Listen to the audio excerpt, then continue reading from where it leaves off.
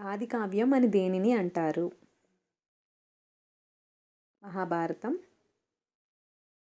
Ramayanam.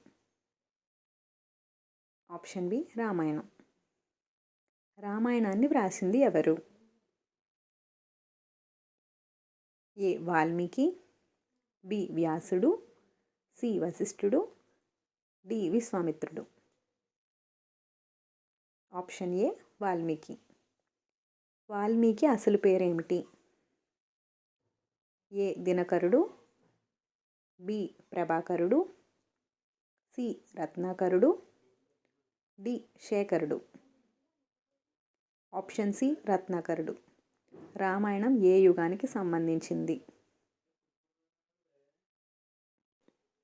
A Satyayugam, B Tretayugam, C Dwaparayugam, D Kaliyugam. Option B Treta Yuga.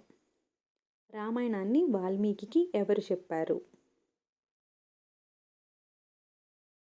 A Vishnumurthy, B Sivudu, C Naradudu. C Naradudu is the correct answer. Thanks for watching.